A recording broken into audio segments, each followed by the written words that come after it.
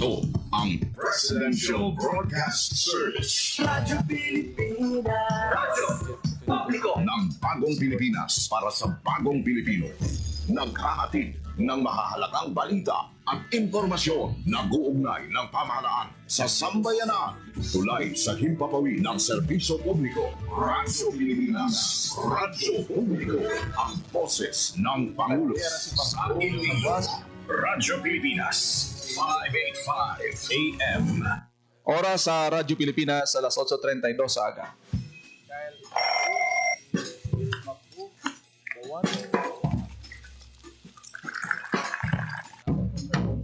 Aga sa Iloilo.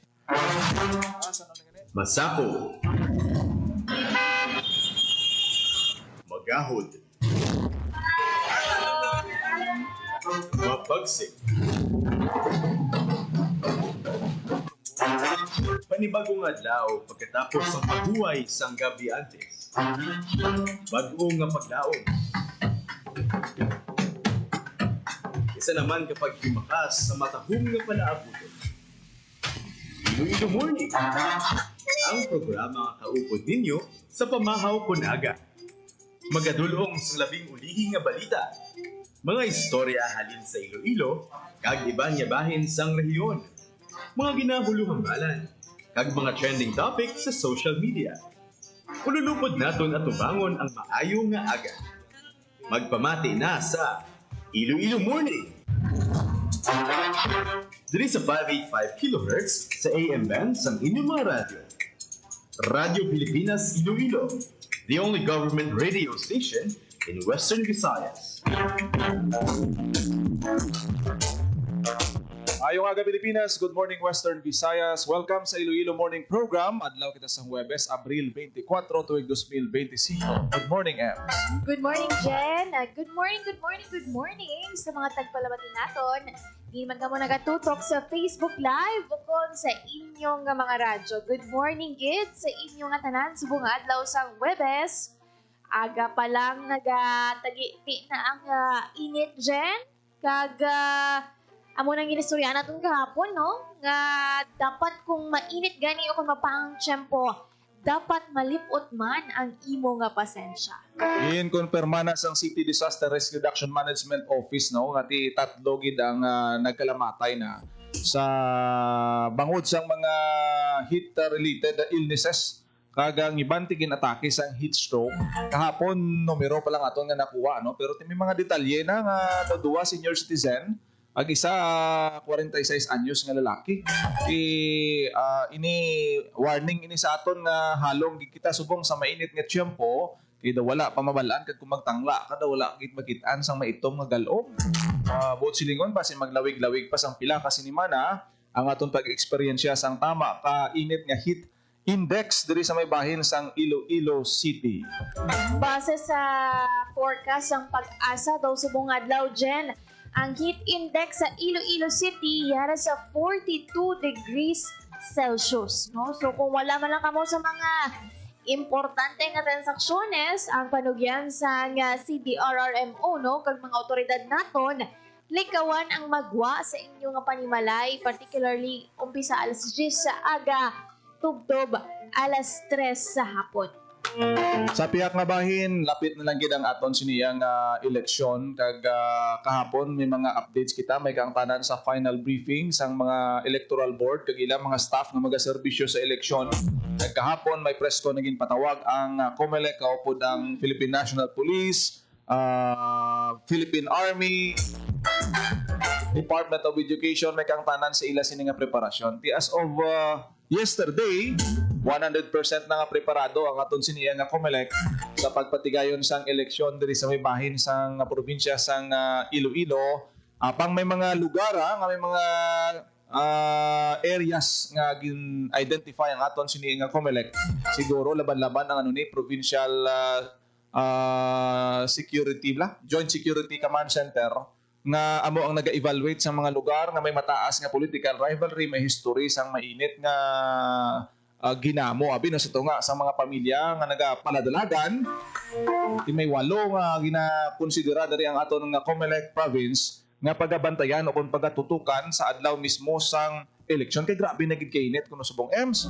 May dito sa Banwas ng Dumangas kuno may mga outdanay kuryente na to. Grabe, Nag-speech sa mga politiko, may mga nag-burnout gulpi, tapos may tagtagana ito sa piyak nga gym team, may nagapanglista ko. No, once ka makitaan ka ganay sa picture, adto ka to, automatic delete ang ngalan mo sa listahan. Ano na ka matuod man?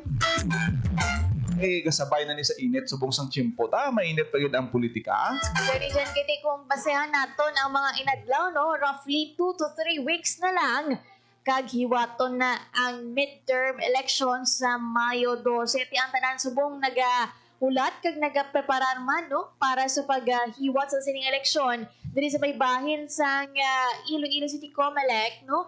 Ginaulat na lang nila nga mag-abot ang automated counting machines nga amo ang pagagamiton sa adlaw sang eleksyon, no? Kag syempre ang mga ginahiwat nga mga final seminars, mga training sa mga electoral board ginatapos naman para maging handa na sila sa May 12.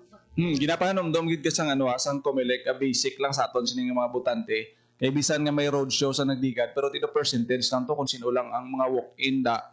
Amo ang may kahigwinan sa kung paano mag-observe kag mag-try abi sa pagbuto sa ACM Liams. Ang hambal sang Comelec nga hindi nyo gid pag pasugtanda nga maghisi ng inyo nga mga mga balutan ninyo. Halungan nyo gid nga hindi maghisi kay base kung gamay-gamay lang na nga mga mag-shade ra, mag-overshading kada, magsobra ang imong nga pagboto, hindi na pag i-read sang makina, sang machine, kaya kung mag-isi na, wala ka na gid sang ibulos. Kung mabasa na siya, maggumok na siya, nga ma-deny sa sang ACM, ma-invalid gid ang imo sini nga boto. Amo ginang remind ni Attorney Tentativa sa nagdigad, sa aton mga electoral board kay kisa ang aton nga mga botante, especially mga senior citizens, hindi na nakawa kakita iban, no? Ang iban daw budlay na naguro mag-shades, hindi nakabasa siguro ang iban. Di dapat suno sa Comelec, bilang katapos ang electoral board, giyahan gid sila sa pagboto kag sa pag-uyat sa mga eleksyon para pernalya dira. Halimbawa mga ink na karon, no? Mga pentel pen nga ginapanggamit, gamiton gid sang husto. Kay kumbaga take one lang na, hindi na pwede. Once nga mamarkahan mo, budlay na nga ma-erase ang imo dira nga boto. So bantayan naton ina kay yara sa final briefing ang aton sini nga Commission on Election para sa nagahilapit naton nga piniliay. Ang himuon ninyo, subong pa lang kadto na kamo sa mga presinto sa diin kamo na assign. Tanawon nyo kung nangalan ninyo, ara dira sa listahan para nga kung may mga complaints ka mo, matingwaan sa Comelec nga ma-review, no? Hindi naman ka mo mabudlayan sa adlaw mismo sang eleksyon, kay tultulan nyo kung diin ang inyo sini nga mga presinto. So, bantayan naton ini ang aton nga mga development sa nagahilapit naton nga eleksyon. Tiduan na lang kasi mana siguro mabutuhay na kita sa midterm elections. Yes, Jen. Anyways, no, sa piyak naman nga bahin na ngayo kita sang very quick na update halin kay Sir Alderico Garbanzos. Ini makita niyo guro nang ara na sa social media ninyo ang ining viral nga video sang isa ka babae nga driver kag isa ka traffic enforcer dito sa may bahin sa Tabukan, Mandurriao kung saan baisay sila bangod sa isa ka traffic violation kag ang TTMO subong nagapanghanda na nga magpasaka sang kaso batok sa babayi nga may traffic violation gali. Ari bala hibaloon naton kay Sir Alderico Garbanzos nga nagahulat na sa piyak nga linya. Sir, good morning. Hello, good morning. Morning sa inyo Palamati. Kita nag-abi-abi kita kaya salamat sa oportunidad. Sir, very quick update lang sir, no? Kahapon do ginahanda niyo na ang papeles, pero may date na bala kita or schedule kung when kita mapasaka sang kaso, kung ano nga kaso ang ipasaka natin batok sa sining controversial nga babae nga driver nga nakabaisay, no? Sang isa ka traffic enforcer. Right after sang insidente, tayo natin nga ginatanaw tong bilog na video. Gin-inform kita, no? So gintanaw na to ng bilog na video. That is why nag-recommend ang investigation section naton nga dapat i-blatter gid, no? Because may nakita nga disobedience on the part ng motorista nga upon request, no? Ipakita ang iyang driver's license, he refuses, no? And still refuses nga ipakita because he's claiming na wala siya kuno yasang sala. And then on that instance also, nag-live siya. And then he's making a live video. No? Ang ay na nga circumstansya, kung gamiton man ang kanin, no? Pwede ka ka-video. Kung gamiton mo na nga something igamiton para ini sa iyang protest, no? Kasi ginaprotesta niya nga wala siya sang sala. No? Pero ugaling kay atong mga video in live, tapos I think gin-post pa gid, no, sa iyang page, no? Which is I think may on patanaw sang aton nga legal nga ma-cover ini sang aton nga cybercrime or data privacy act, something like that. So ini kahapon may mga move ng aton nga investigation section na ginpa-retrieve atong mga video, several videos nga dito sa aton nga cybercrime unit sang PNP. So and also kahapon nabayad siya sa iyang Multa. violation. Insettle, no? So, insettle niya. And sa side naman niya sa aton enforcers, if they feel dapat mag-file sa kaso, well then, personal sa aton ng mga traffic enforcers. So, kung sige pa ini ang preparation, kagdi mga yung kami sa final guidance, no, sa mga legal minds no, nga ari diri sa City Hall. Sir, since nagkadto da ang tong controversial nga driver, may part bala sa iya nga nagpangayo siya sang pasensya or nag-reach out sa traffic enforcer kay ti Meet up sinabi, no? may settlement or wala gid, sir? She waited for me for several minutes because I have a meeting. And then some sort of a engagement no, sa opisina. And ang iya lang pamangkot na siya nga pala ang purpose nga rin siya diri sa buong hapon. Ang iyang gina-emphasize niya, gusto niya daw maatagan. Gin-explain na mo nga inang area may mga traffic sa initial kita dira. Dapat ang left vehicle must turn left and then right vehicle must turn right. So ang araman sa mga video na post man no, ato na nakita, he's already near, lapit na gid siya sa stoplight. And then nag-execute siya sang right turn, no, which is swerving already. And he has a violation sang disregarding of traffic signs sa area.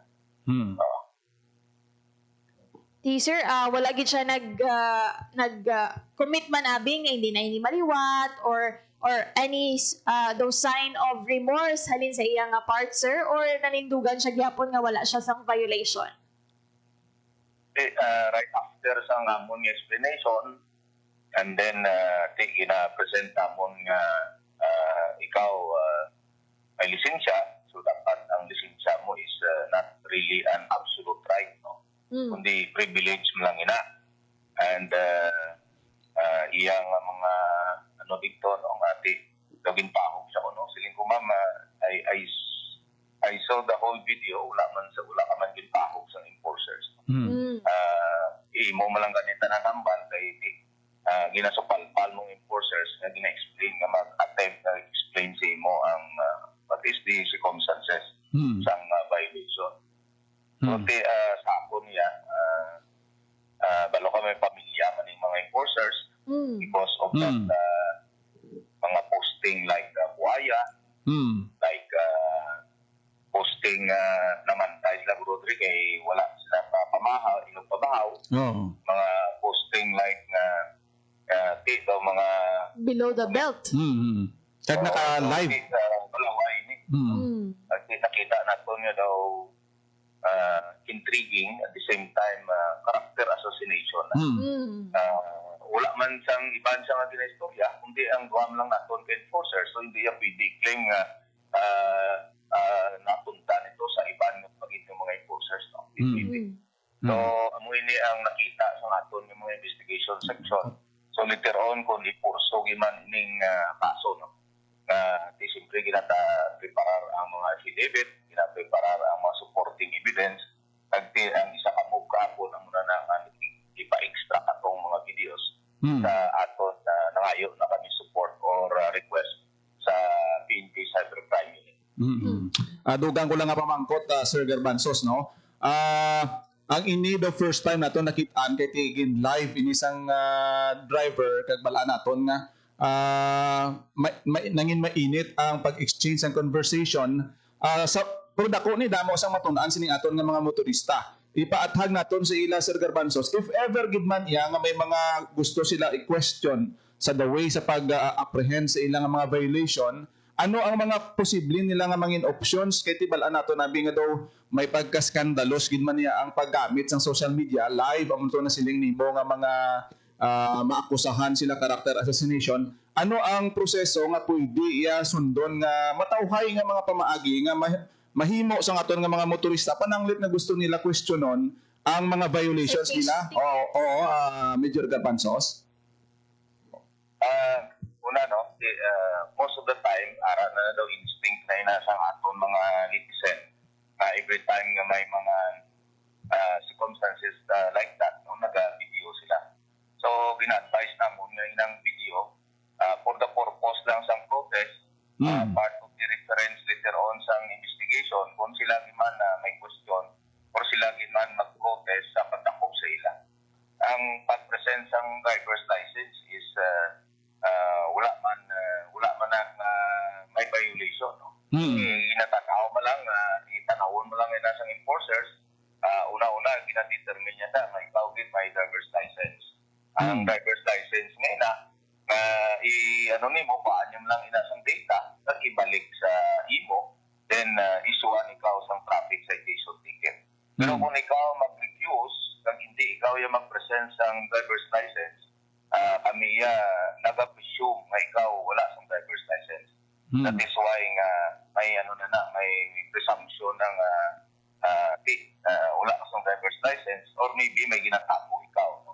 That is why nagatawag kita sang support sang aton PNP so that ini ma-document kag wala man kami sang function niya sa investigation. That is why ang aton PNP ara-dira, no?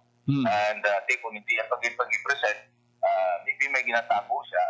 And then these are circumstances pwede makakandak sang search or extensive search on the person because nga mere traffic violation, pero kung hindi ka mag-present, that is na siya, no? May something daw negative na presumption, no, against sa motorista. Pwede gid sila yaman ma-complain, pwede gid sila kakanto sa opisina, complain sila kung di mayo ang actuation sa amon nga mga traffic enforcers. Kung mayo man ang ginobra sa aton nga traffic enforcers, pwede gid nila nga dayawon. Kami zero tolerance kami sa mga utong, sa mga suplado, sa mga wala nagasunod sa apprehension procedures na ginatudlo naton. Okay, last na lang gid, sir, mensahe nimo sa mga motorista, drivers, ang mga salakyan kag nagapamati naton nga listeners subong nga aga. Do reminders man as well. We remind diri sa syudad sa Iloilo paningwa kita nga mag-level up ang serbisyo sang traffic management, no? Nagapangabay kami nga respetuhon naton ang aton nga mga enforcers pagti kung hindi mayong ila ginaobra, i-report naton so that ini madisiplina. Nagapasalamat kami kung may mga real feedback what is happening on the ground at hindi tanan ma-monitor man namon. Mag-respect kita sa mga traffic signages, traffic rules and regulation diri sa syudad. And lastly, dapat most of the time defensive driving mode gid ang aton nga mga motorista karga karay diri sa syudad sang Iloilo. Madamog nga salamat, Sir Alderico Garbanzos, Head sa Traffic and Transportation Management Office sa imong nga oras. Thank you, good sir, and God bless. Thank you. Bye. Thank you, sir. Salamat gid kay retired Colonel Alderico Garbanzos sa time niya ginahatag diri sa Radyo Pilipinas Iloilo sa paathag ag sa pag-update sa aton may kang tanan sa sining nag-viral nga senaryo sa tunga sa Viral traffic gid. enforcer kag ni ma'am no si ma'am tungadaan sa diyan nagaling kay mo naman siling. So, imagine 4 hours. Oo, hindi mo makuha ang imo sining ginapangayo, hindi mo ma-attain ang justice o kung hindi ka pamatian kung sa karsada sing gitanay mo da. Siguro ang gusto nga pamaagi dira if ever nga may question ka, sa matauhay nga pamaagi kung mag-initay naman kamo naka-live pa no ti makita naton ang damo sang nagsunod dito nga mga video ti kalain man nga daw nadulaan kamo sang respeto bala sa kada isa. Siguro ko napungkuan to kag natawhay kag basi ko na explain man ni ma'am basi kung wala naman nagdako sini ugaling kay may elemento sang ginatawag naton nga na live siya sa social media.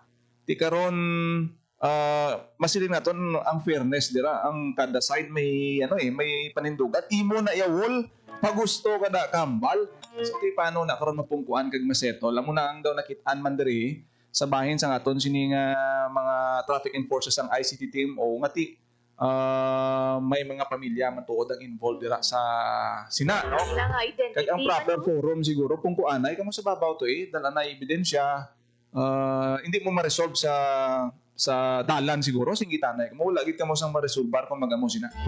Kumbaga, hindi magpadala sa bugso ng damdamin na mo ng pirmi nila nga ginambal, no? Kasi once gani nga ma-post mo na sa social media, na wala man naman kita sa control, no? Kumbaga daw nahimo na siya nga public trial, kada isa nga netizen, Ilonggo man or hindi, may comment sila, may say sila kag opinion, no? Antes pa man ini nga gin-investigahan. Ang siguro ang importante lang diri dyan, no, isa ini ka learning lesson, no, sa mga motorista naton, mga private drivers naton na hindi lang usually abi ko mga amo nga video ang mga target gid man no or mga ginapakita gid man ang mga hindi man nami nga mga actuations sa traffic enforcers. Pero kumbaga this time, no, nga amo nga insidente, napakita nga may times man nga kung kaysa ang mga driver ang sala, no, sa sini nga mga insidente, kag learning lesson man ini, nga magsunod sa simple lang nga mga traffic signages. Kung tanawon mo to Ems, no, kung halimbawa naka FB live ka, i-justify mong imo kaugalingon. Kung nagapangayo ka sa hustisya, laban-laban hindi mo ginamakuha dayon. Siguro ang pungkuan na isang both sides, amo gid ang pinaka-importante. Kag ang nakulbaan naton lang diri, hindi man nakulbaan daw na alarma kita. Kay base sundon sa iban nga motorista bla. Kung madakpan sila man live sila dayon.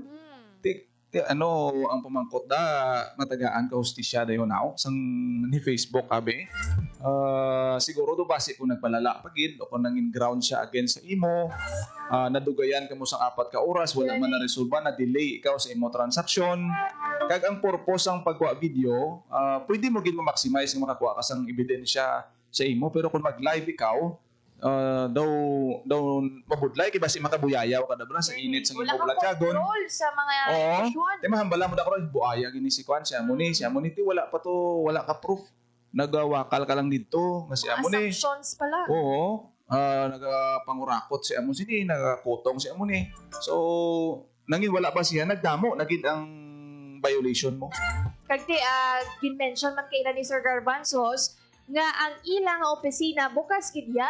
Halimbawa nga hindi ka mo konforme sa mga inyo na baton nga citation tickets or mga violation, pwede gid ninyo na kumbaga i-content no sa opisina sa TTMO dira sa Iloilo City Hall kag kung may complaint ka mo mismo sa mga actuations or misbehavior sa mga traffic enforcers, pwede nyo gid i-report sa TTMO. Ang importante gid diri Jen, ang overall gid sinino, kada isa sa aton, kumbaga do may learning lesson sa sini nga insidente. Kagti kabay pa nga mangin guide ini, magagiya ini, agod nga mangin maayo kita nga drivers as well as mangin maayo kita nga magresponde no sa mga kasubong sini nga mga aktwasyon no upon insidente.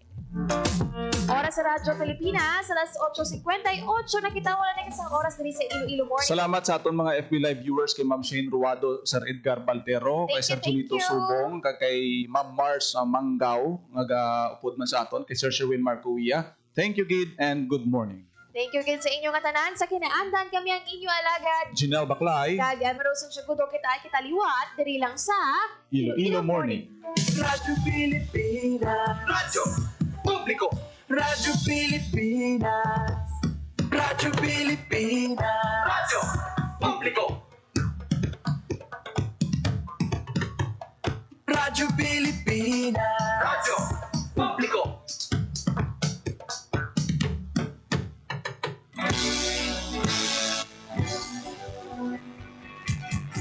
Mahalagang mga balita, napapanahong impormasyon.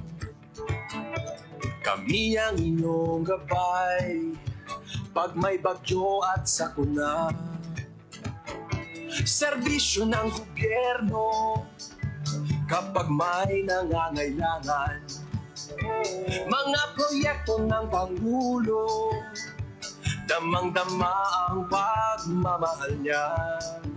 Tulay ng mga hinaing, ang problema ng bayan ating lulutasin. Tulay sa himpapawid, tulay ng pagbabago. Radyo Pilipinas, ng bagong Pilipinas. Radyo Pilipinas, ng bagong Pilipino.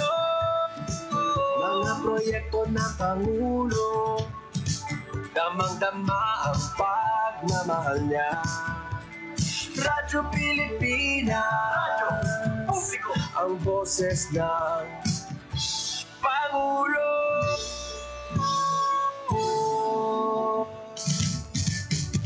Karamay nyo kami, kahit malayo man kami nakakarating. OFW magsasaka, buhay ay iba't iba, san mang lugar ng bansa natin. Tulay ng mga hinaing, ang problema ng bayan ating lulutasin. Tulay sa himpapawid, tulay ng pagbabago. Radyo Pilipinas, ng bagong Pilipinas. Radyo Pilipinas, ng bagong Pilipino. Mga proyekto ng Pangulo, damang-dama ang pagmamahal niya. Radyo Pilipinas, ang boses ng Pangulo.